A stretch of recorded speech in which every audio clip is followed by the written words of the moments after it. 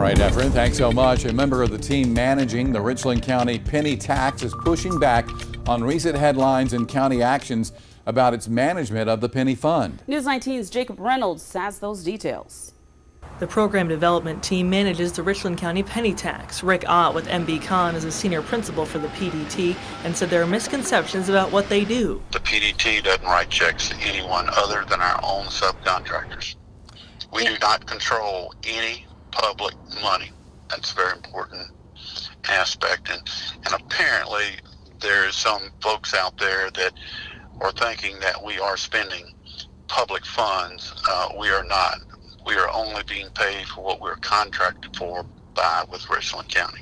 Ott also said a 2018 state Supreme Court decision which confirmed the Department of Revenue's analysis the county improperly spent more than $1 million was not their fault. The public relations component, again, was something that Richland County insisted upon, and there is a portion of our contract that requires us to provide those services. Now, we were notified by Richland County to stop providing those services at some point in time, which we did.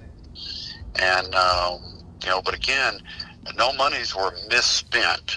Ott continued they had nothing to do with a small business program that was also a part of the Supreme Court decision. Ott responded to the county's decision to freeze management payments to the PDT this month. We've not been notified in writing of any frozen payments. We're not aware of anything in the contract that allows the county to do that.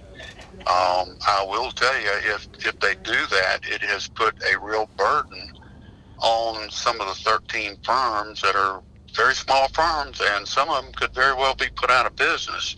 Ott claimed the existing contract with the county decides how money is spent, not the PDT. In Columbia, Jacob Reynolds, News 19 WLTX.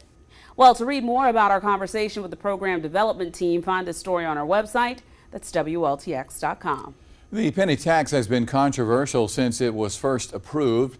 In 2015, the program was accused of illegal activity, corruption, and fraud by the state revenue department. This was after concerns about the amount of money spent on two private public relations firms. The following year, the state revenue department filed new documents saying Richland County intentionally mishandled penny tax money and was involved in a civil conspiracy with developers to violate tax laws. They accused council members of engaging in self-dealing and misappropriation involving the tax. The department then filed a lawsuit arguing in the state Supreme Court. The court ruled some money was spent improperly and the county owed the penny tax fund. That lawsuit almost cost the county the ability to spend the money it collected. And here's a little bit of background on the penny tax for you tonight. It passed in 2012. It took effect a year later in May of 2013. It raised the average sales tax for retail in Richland County to about 8%. The program's goal was to raise more than $1 billion in 22 years. The money raised would be used to fund road improvements and public transportation projects, including the Comet bus system. Other counties also passed similar penny tax programs. They include Kershaw, Lexington, and Sumter counties.